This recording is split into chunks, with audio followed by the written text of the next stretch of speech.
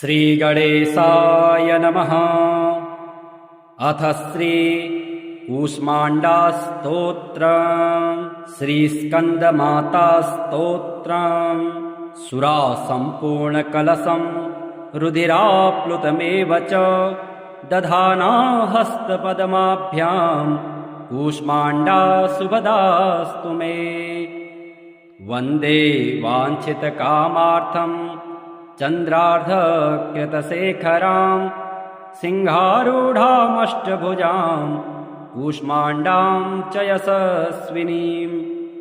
भास्वरां भानुनिभामनाहतस्थितां चतुर्थदुर्गां त्रिनेत्रां कमण्डलोच्चापबाणपद्मसुधाकलशचक्रगदा जपवटीधरां पट्टाम्बरपरिधानां कमनीयां मृदुहास्या नानालङ्कारभूषितां मञ्जेरहारकेयूर किङ्किणीरत्नकुण्डलमण्डितां प्रफुल्लवदनां चारुचिबुकां कान्तकपोलां तुङ्गकुचां कोलाङ्गीस्मेरमुखीं क्षीणकटिं निम्ननाभिं नितम्बनीं। दुर्गतिनाशनि त्वं हे दारिद्र्यादिविनाशिनी जयदा धनदा कूष्माण्डे प्रणमाम्यहम्।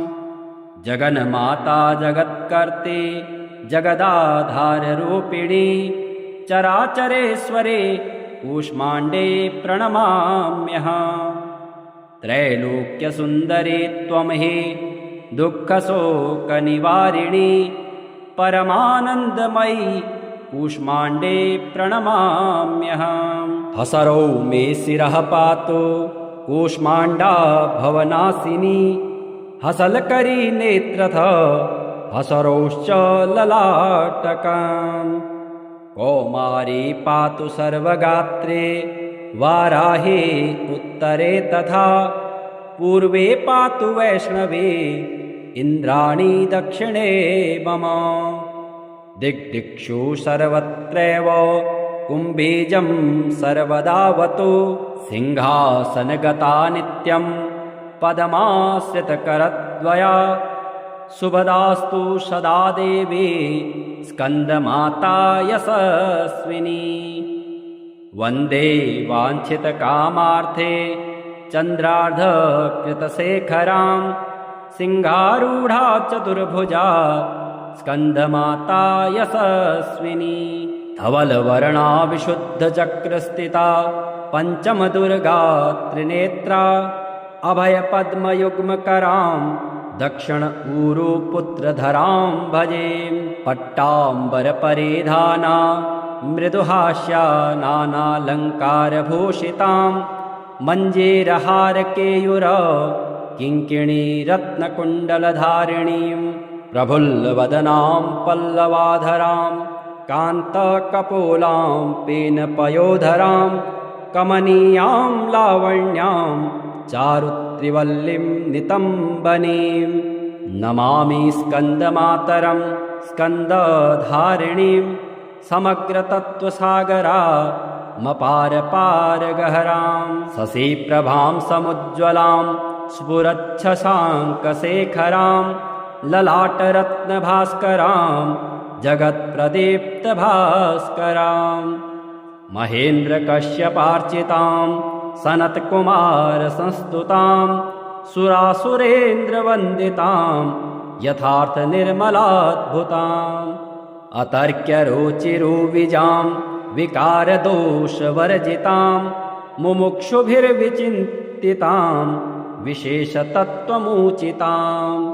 नानालङ्कारभूषितां मृगेन्द्रवाहनाग्रतां सुशुद्धतत्त्वतोषणां त्रिवेदमारभाषणां।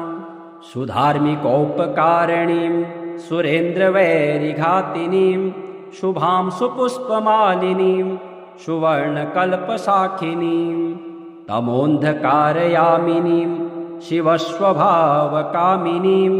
सहस्रसूर्यराजिकां धनञ्जयोग्रकारिकां सुशुद्धकालकन्दलां सुभृङ्गकृन्दमञ्जुलां प्रजायिनीं प्रजावतीं नमामि मातरं सतीं। स्वकर्मधारणे गतिं हरिं प्रयच्छ पार्वतीम् अनन्तशक्तिकान्तिदां यशोऽथ भुक्तिमुक्तिदां।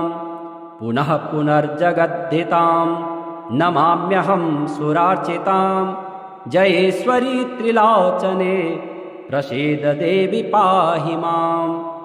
ऐं बीजालिका देवी पद्मयुग्मधरा परा हृदयं पातु सा देवी कार्तिकेययुता सती।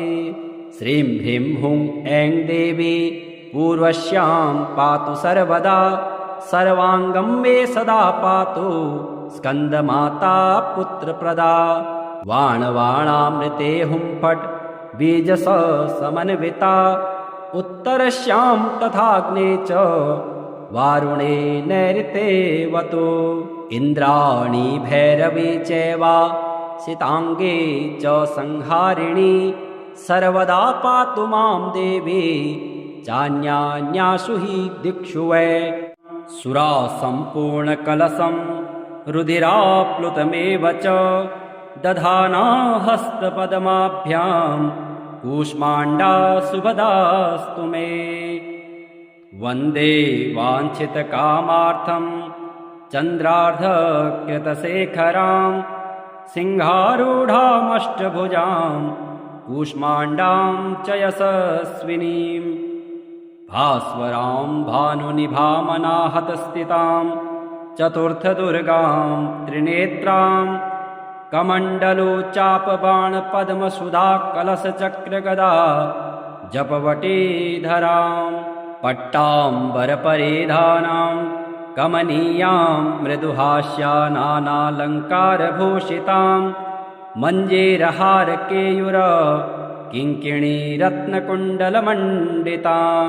प्रफुल्लवदनां चारुचिबुकां कान्तकपोलां तुङ्गकुचां कोलाङ्गी स्मेरमुखीं क्षीणकटिं निम्ननाभिं नितम्बनीं। दुर्गतिनाशनि त्वं हे दारिद्र्यादिविनाशिनी जयदा धनदा कूष्माण्डे प्रणमाम्यहम्।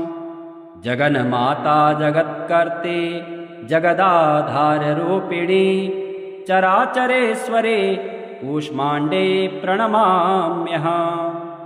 त्रैलोक्यसुन्दरे त्वं हि दुःखशोकनिवारिणी परमानन्दमयी कूष्माण्डे प्रणमाम्यहम्। हसरौ मे शिरः पातु कूष्माण्डा भवनाशिनी हसलकरी नेत्रथ हसरौश्च ललाटकम्। कौमारी पातु सर्वगात्रे वाराहे उत्तरे तथा पूर्वे पातु वैष्णवे इन्द्राणी दक्षिणे मम। दिग्दिक्षु सर्वत्रैव कुम्भीजं सर्वदावतु सिंहासनगता नित्यं पद्माश्रितकरद्वया शुभदास्तु सदा देवी स्कन्दमाता यशस्विनी। वन्दे वाञ्छितकामार्थे चन्द्रार्धकृतशेखरां सिंहारूढा चतुर्भुजा स्कन्दमाता यशस्विनी। धवलवर्णा विशुद्धचक्रस्थिता पञ्चमदुर्गा त्रिनेत्रा अभयपद्मयुग्मकरां दक्षिण ऊरुपुत्रधरां भजे। पट्टाम्बरपरिधाना मृदुहास्या नानालङ्कारभूषितां मञ्जेरहारकेयूर किङ्किणीरत्नकुण्डलधारिणीं प्रफुल्लवदनां पल्लवाधरां कान्तकपोलां पेनपयोधरां कमनीयां लावण्यां चारुत्रिवल्लीं नितम्बनीं। नमामि स्कन्दमातरं स्कन्दधारिणीं समग्रतत्त्वसागरा मपारपारगहरां। शशिप्रभां समुज्ज्वलां स्फुरच्छशाङ्कशेखरां ललाटरत्नभास्करां जगत्प्रदीप्तभास्करां। महेन्द्रकश्यपार्चितां सनत्कुमारसंस्तुतां सुरासुरेन्द्रवन्दितां यथार्थनिर्मलाद्भुताम् अतर्क्यरुचिरुविजां विकारदोषवर्जितां मुमुक्षुभिर्विचिन्तितां विशेषतत्त्वमुचितां नानालङ्कारभूषितां मृगेन्द्रवाहनाग्रतां सुशुद्धतत्त्वतोषणां त्रिवेदमारभाषणां सुधार्मिकोपकारिणीं सुरेन्द्रवैरिघातिनीं शुभां सुपुष्पमालिनीं सुवर्णकल्पशाखिनीं तमोन्धकारयामिनीं शिवस्वभावकामिनीं सहस्रसूर्यराजिकां धनञ्जयोग्रकारिकां सुशुद्धकालकन्दलां सुभृङ्गकृन्दमञ्जुलां प्रजायिनीं प्रजावतीं नमामि मातरं सतीं स्वकर्मधारणे गतिं हरिं प्रयच्छ पार्वतीम् अनन्तशक्तिकान्तिदां यशोथ भुक्तिमुक्तिदां पुनः पुनर्जगद्धितां नमाम्यहं सुरार्चितां जयेश्वरी त्रिलोचने प्रसीद देवी पाहि माम् ऐं बीजालिका देवी पद्मयुग्मधरा परा हृदयं पातु सा देवी कार्तिकेययुता सती श्रीं ह्रीं हुं ऐं देवी पूर्वस्यां पातु सर्वदा सर्वाङ्गं मे सदा पातु स्कन्दमाता पुत्रप्रदा वाणवाणामृते हुं फट् बीजस समन्विता उत्तरस्यां तथाग्ने च वारुणे नैऋतेवतु इन्द्राणी भैरवी चैवा सिताङ्गे च संहारिणी सर्वदा पातु मां देवी चान्यान्यासु हि दिक्षु वै सुरा सम्पूर्णकलशं रुधिराप्लुतमेव च दधाना हस्तपद्माभ्यां कूष्माण्डा सुभदास्तु मे वन्दे वाञ्छितकामार्थं चन्द्रार्धकृतशेखरां सिंहारूढामष्टभुजां कूष्माण्डां च यशस्विनीं भास्वरां भानुनिभामनाहतस्थितां चतुर्थदुर्गां त्रिनेत्रां कमण्डलोच्चापबाणपद्मसुधा कलशचक्रगदा जपवटीधरां पट्टाम्बरपरिधानां कमनीयां मृदुहास्या नानालङ्कारभूषितां मञ्जेरहारकेयूर किङ्किणीरत्नकुण्डलमण्डितां प्रफुल्लवदनां चारुचिबुकां कान्तकपोलां तुङ्गकुचां कोलाङ्गी स्मेरमुखीं क्षीणकटिं निम्ननाभिं नितम्बनीं दुर्गतिनाशनि त्वं हे दारिद्र्यादिविनाशिनी जयदा धनदा कूष्माण्डे प्रणमाम्यहम् जगन्माता जगत्कर्ते जगदाधाररूपिणी चराचरेश्वरे कूष्माण्डे प्रणमाम्यहम् त्रैलोक्यसुन्दरे त्वं हि दुःखशोकनिवारिणी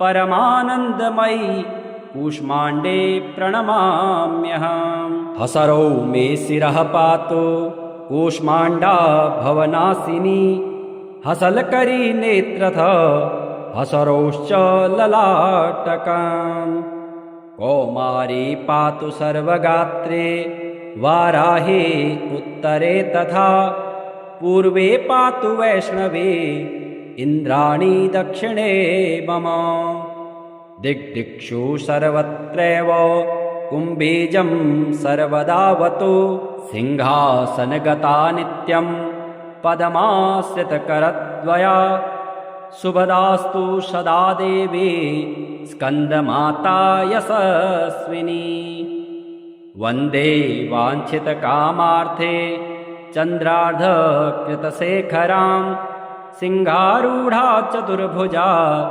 स्कन्दमाता यशस्विनी धवलवर्णा विशुद्धचक्रस्थिता पञ्चमदुर्गा त्रिनेत्रा अभयपद्मयुग्मकरां दक्षिण ऊरुपुत्रधरां भजे। पट्टाम्बरपरिधाना मृदुहास्या नानालङ्कारभूषितां मञ्जीरहारकेयूर किङ्किणीरत्नकुण्डलधारिणीं प्रफुल्लवदनां पल्लवाधरां कान्तकपोलां पेनपयोधरां कमनीयां लावण्यां चारुत्रिवल्लीं नितम्बनीं नमामि स्कन्दमातरं स्कन्दधारिणीं समग्रतत्त्वसागरामपारपारगहरां शशिप्रभां समुज्ज्वलां स्फुरच्छशाङ्कशेखरां ललाटरत्नभास्करां जगत्प्रदीप्तभास्करां महेन्द्रकश्यपार्चितां सनत्कुमारसंस्तुतां सुरासुरेन्द्रवन्दितां यथार्थनिर्मलाद्भुताम् अतर्क्यरुचिरुविजां विकारदोषवर्जितां मुमुक्षुभिर्विचिन्तितां विशेषतत्त्वमुचितां नानालङ्कारभूषितां मृगेन्द्रवाहनाग्रतां सुशुद्धतत्त्वतोषणां त्रिवेदमारभाषणां सुधार्मिकोपकारिणीं सुरेन्द्रवैरिघातिनीं शुभां सुपुष्पमालिनीं सुवर्णकल्पशाखिनीं तमोन्धकारयामिनीं शिवस्वभावकामिनीं सहस्रसूर्यराजिकां धनञ्जयोग्रकारिकां सुशुद्धकालकन्दलां सुभृङ्गकृन्दमञ्जुलां प्रजायिनीं प्रजावतीं नमामि मातरं सतीं स्वकर्मधारणे गतिं हरिं प्रयच्छ पार्वतीं अनन्तशक्तिकान्तिदां यशोऽथ भुक्तिमुक्तिदां पुनः पुनर्जगद्धितां नमाम्यहं सुरार्चितां जयेश्वरी त्रिलोचने प्रसीद देवी पाहि माम् ऐं बीजालिका देवी पद्मयुग्मधरा परा हृदयं पातु सा देवी कार्तिकेययुता सती श्रीं ह्रीं हुं ऐं देवी पूर्वस्यां पातु सर्वदा सर्वाङ्गं मे सदा पातु स्कन्दमाता पुत्रप्रदा वाणवाणामृते हुं फट् बीजस समन्विता उत्तरस्यां तथाग्ने च वारुणे नैऋतेवतो इन्द्राणी भैरवी चैव सिताङ्गे च संहारिणी सर्वदा पातु मां देवी चान्यान्यासु हि दिक्षु वै सुरा सम्पूर्णकलशं रुधिराप्लुतमेव च दधाना हस्तपद्माभ्यां कूष्माण्डा सुभदास्तु मे वन्दे वाञ्छितकामार्थं चन्द्रार्धकृतशेखरां सिंहारूढामष्टभुजां कूष्माण्डां च यशस्विनीं भास्वरां भानुनिभामनाहतस्थितां चतुर्थदुर्गां त्रिनेत्रां कमण्डलोच्चापबाणपद्मसुधा कलशचक्रगदा जपवटीधरां पट्टाम्बरपरिधानां कमनीयां मृदुहास्या नानालङ्कारभूषितां मञ्जीरहारकेयूर किङ्किणीरत्नकुण्डलमण्डितां प्रफुल्लवदनां चारुचिबुकां कान्तकपोलां तुङ्गकुचां कोलाङ्गी स्मेरमुखीं क्षीणकटिं निम्ननाभिं नितम्बनीं दुर्गतिनाशनि त्वं हे दारिद्र्यादिविनाशिनी जयदा धनदा कूष्माण्डे प्रणमाम्यहम् जगन्माता जगत्कर्ते जगदाधाररूपिणी चराचरेश्वरे कूष्माण्डे प्रणमाम्यहम् त्रैलोक्यसुन्दरे त्वं हि दुःखशोकनिवारिणी परमानन्दमयी कूष्माण्डे प्रणमाम्यहम्। हसरौ मे शिरः पातु कूष्माण्डा भवनाशिनी, हसलकरी नेत्रथ हसरौश्च ललाटकम्। कौमारी पातु सर्वगात्रे वाराहे उत्तरे तथा, पूर्वे पातु वैष्णवे इन्द्राणी दक्षिणे मम। दिग्दिक्षु सर्वत्रैव कुम्भीजं सर्वदावतु, सिंहासनगता नित्यं पद्माश्रितकरद्वया, शुभदास्तु सदा देवी स्कन्दमाता यशस्विनी। वन्दे वाञ्छितकामार्थे चन्द्रार्धकृतशेखरां, सिंहारूढा चतुर्भुजा स्कन्दमाता यशस्विनी। धवलवर्णा विशुद्धचक्रस्थिता पञ्चमदुर्गा त्रिनेत्रा, अभयपद्मयुग्मकरां दक्षिण ऊरुपुत्रधरां भजे। पट्टाम्बरपरिधाना मृदुहास्या नानालङ्कारभूषितां, मञ्जीरहारकेयूर किङ्किणी रत्नकुण्डलधारिणीं, प्रफुल्लवदनां पल्लवाधरां कान्तकपोलां पेनपयोधरां, कमनीयां लावण्यां चारुत्रिवल्लीं नितम्बनीं। नमामि स्कन्दमातरं स्कन्दधारिणीं, समग्रतत्त्वसागरामपारपारगहरां, शशिप्रभां समुज्ज्वलां स्फुरच्छशाङ्कशेखरां, ललाटरत्नभास्करां जगत्प्रदीप्तभास्करां। महेन्द्रकश्यपार्चितां सनत्कुमारसंस्तुतां, सुरासुरेन्द्रवन्दितां यथार्थनिर्मलाद्भुताम्। अतर्क्यरुचिरुविजां विकारदोषवर्जितां, मुमुक्षुभिर्विचिन्तितां विशेषतत्त्वमुचितां। नानालङ्कारभूषितां मृगेन्द्रवाहनाग्रतां, सुशुद्धतत्त्वतोषणां त्रिवेदमारभाषणां।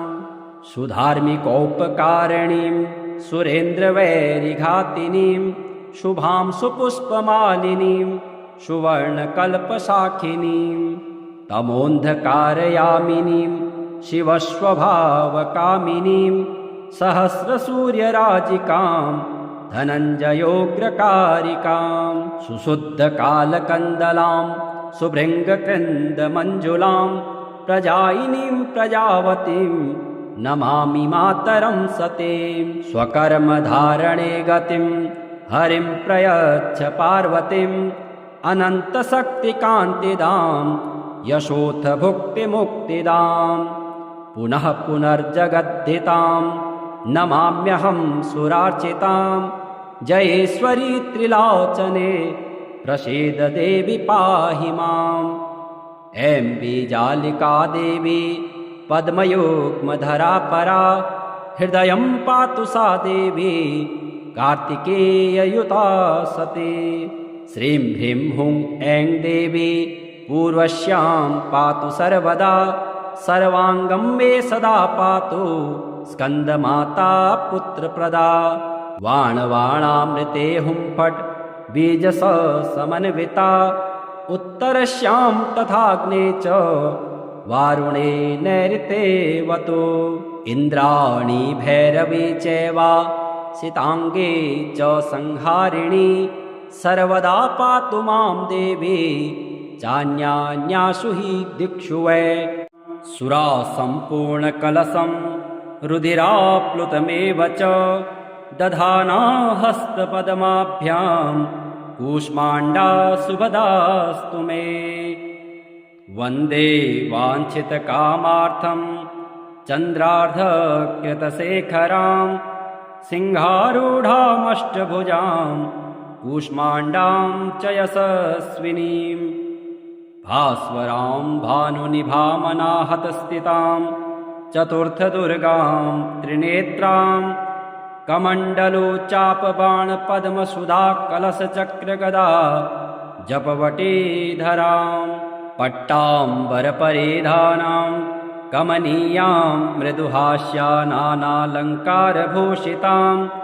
मञ्जेरहारकेयूर किङ्किणीरत्नकुण्डलमण्डितां प्रफुल्लवदनां चारुचिबुकां कान्तकपोलां तुङ्गकुचां कोलाङ्गीस्मेरमुखीं क्षीणकटिं निम्ननाभिं नितम्बनीं दुर्गतिनाशनि त्वं हे दारिद्र्यादिविनाशिनी जयदा धनदा कूष्माण्डे प्रणमाम्यहम् जगन्माता जगत्कर्ते जगदाधाररूपिणी चराचरेश्वरे कूष्माण्डे प्रणमाम्यहम् त्रैलोक्यसुन्दरे त्वं हे दुःखशोकनिवारिणी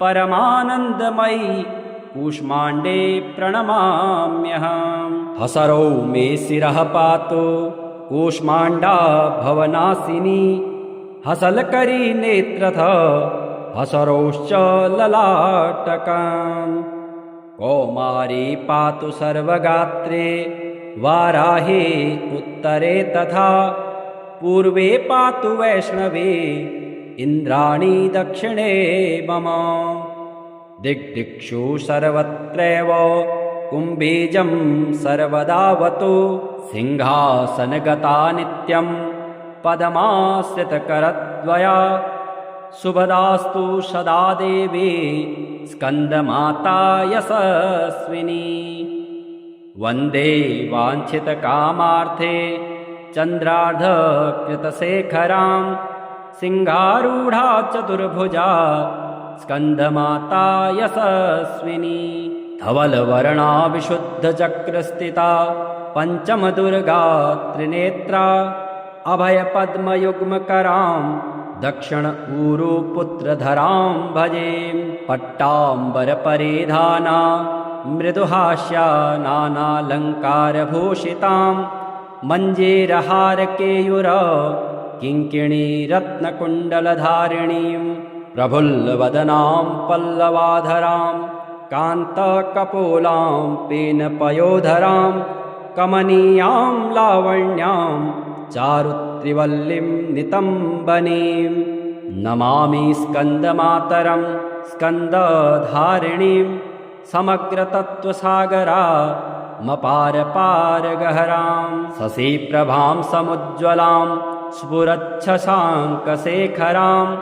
ललाटरत्नभास्करां जगत्प्रदीप्तभास्करां महेन्द्रकश्यपार्चितां सनत्कुमारसंस्तुतां सुरासुरेन्द्रवन्दितां यथार्थनिर्मलाद्भुताम् अतर्क्यरुचिरुविजां विकारदोषवर्जितां मुमुक्षुभिर्विचिन्तितां विशेषतत्त्वमुचितां नानालङ्कारभूषितां मृगेन्द्रवाहनाग्रतां सुशुद्धतत्त्वतोषणां त्रिवेदमारभाषणां सुधार्मिकोपकारिणीं सुरेन्द्रवैरिघातिनीं शुभां सुपुष्पमालिनीं सुवर्णकल्पशाखिनीं तमोन्धकारयामिनीं शिवस्वभावकामिनीं सहस्रसूर्यराजिकां धनञ्जयोग्रकारिकां सुशुद्धकालकन्दलां सुभृङ्गकृन्दमञ्जुलां प्रजायिनीं प्रजावतीं नमामि मातरं सतीं स्वकर्मधारणे गतिं हरिं प्रयच्छ पार्वतीम् अनन्तशक्तिकान्तिदां यशोथ भुक्तिमुक्तिदां पुनः पुनर्जगद्धितां नमाम्यहं सुरार्चितां जयेश्वरी त्रिलोचने प्रसीद देवी पाहि माम् ऐं बीजालिका देवी पद्मयुग्मधरा परा हृदयं पातु सा देवी कार्तिकेययुता सती श्रीं ह्रीं हुं ऐं देवी पूर्वस्यां पातु सर्वदा सर्वाङ्गं मे सदा पातु स्कन्दमाता पुत्रप्रदा वाणवाणामृते हुंफट् बीजस समन्विता उत्तरस्यां तथाग्ने च वारुणे नैऋतेवतो इन्द्राणी भैरवी चैवा सिताङ्गे च संहारिणी सर्वदा पातु मां देवी चान्यान्यासु हि दिक्षु वै सुरा सम्पूर्णकलशं रुधिराप्लुतमेव च दधाना हस्तपद्माभ्यां कूष्माण्डा सुभदास्तु मे वन्दे वाञ्छितकामार्थं चन्द्रार्धकृतशेखरां सिंहारूढामष्टभुजां कूष्माण्डां च यशस्विनीं भास्वरां भानुनिभामनाहतस्थितां चतुर्थदुर्गां त्रिनेत्रां कमण्डलोच्चापबाणपद्मसुधा कलशचक्रगदा जपवटीधरां पट्टाम्बरपरिधानां कमनीयां मृदुहास्या नानालङ्कारभूषितां मञ्जेरहारकेयूर किङ्किणीरत्नकुण्डलमण्डितां प्रफुल्लवदनां चारुचिबुकां कान्तकपोलां तुङ्गकुचां कोलाङ्गी स्मेरमुखीं क्षीणकटिं निम्ननाभिं नितम्बनीं दुर्गतिनाशनि त्वं हे दारिद्र्यादिविनाशिनी जयदा धनदा कूष्माण्डे प्रणमाम्यहम् जगन्माता जगत्कर्ते जगदाधाररूपिणी चराचरेश्वरे कूष्माण्डे प्रणमाम्यहम् त्रैलोक्यसुन्दरे त्वं हि दुःखशोकनिवारिणी परमानन्दमयी कूष्माण्डे प्रणमाम्यहम् हसरौ मे शिरः पातु कूष्माण्डा भवनाशिनी हसलकरी नेत्रथ हसरौश्च ललाटकम् कौमारी पातु सर्वगात्रे वाराहे उत्तरे तथा पूर्वे पातु वैष्णवे इन्द्राणी दक्षिणे मम दिग्दिक्षु सर्वत्रैव कुम्भीजं सर्वदावतु सिंहासनगता नित्यं पद्माश्रितकरद्वया शुभदास्तु सदा देवी स्कन्दमाता यशस्विनी वन्दे वाञ्छितकामार्थे चन्द्रार्धकृतशेखरां सिंहारूढा चतुर्भुजा स्कन्दमाता यशस्विनी धवलवर्णा विशुद्धचक्रस्थिता पञ्चमदुर्गा त्रिनेत्रा अभयपद्मयुग्मकरां दक्षिण ऊरुपुत्रधरां भजे पट्टाम्बरपरिधाना मृदुहास्या नानालङ्कारभूषितां मञ्जेरहारकेयूर किङ्किणीरत्नकुण्डलधारिणीं प्रफुल्लवदनां पल्लवाधरां कान्तकपोलां पेनपयोधरां कमनीयां लावण्यां चारुत्रिवल्लीं नितम्बनीं नमामि स्कन्दमातरं स्कन्दधारिणीं समग्रतत्त्वसागरा मपारपारगहरां शशिप्रभां समुज्ज्वलां स्फुरच्छशाङ्कशेखरां ललाटरत्नभास्करां जगत्प्रदीप्तभास्करां महेन्द्रकश्यपार्चितां सनत्कुमारसंस्तुतां सुरासुरेन्द्रवन्दितां यथार्थनिर्मलाद्भुताम् अतर्क्यरुचिरुविजां विकारदोषवर्जितां मुमुक्षुभिर्विचिन्तितां विशेषतत्त्वमुचितां नानालङ्कारभूषितां मृगेन्द्रवाहनाग्रतां सुशुद्धतत्त्वतोषणां त्रिवेदमारभाषणां सुधार्मिकोपकारिणीं सुरेन्द्रवैरिघातिनीं शुभां सुपुष्पमालिनीं सुवर्णकल्पशाखिनीं तमोन्धकारयामिनीं शिवस्वभावकामिनीं सहस्रसूर्यराजिकां धनञ्जयोग्रकारिकां सुशुद्धकालकन्दलां सुभृङ्गकृन्दमञ्जुलां प्रजायिनीं प्रजावतीं नमामि मातरं सतीं स्वकर्मधारणे गतिं हरिं प्रयच्छ पार्वतीम् अनन्तशक्तिकान्तिदां यशोऽथ भुक्तिमुक्तिदां पुनः पुनर्जगद्धितां नमाम्यहं सुरार्चितां जयेश्वरी त्रिलोचने प्रसीद देवी पाहि माम् ऐं बीजालिका देवी पद्मयुग्मधरा परा हृदयं पातु सा देवी कार्तिकेययुता सती श्रीं ह्रीं हुं ऐं देवी पूर्वस्यां पातु सर्वदा सर्वाङ्गं मे सदा पातु स्कन्दमाता पुत्रप्रदा वाणवाणामृते हुं फट् बीजस समन्विता उत्तरस्यां तथाग्ने च वारुणे नैऋतेवतु इन्द्राणी भैरवी चैवा सिताङ्गे च संहारिणी सर्वदा पातु मां देवी चान्यान्यासु हि दिक्षु वै।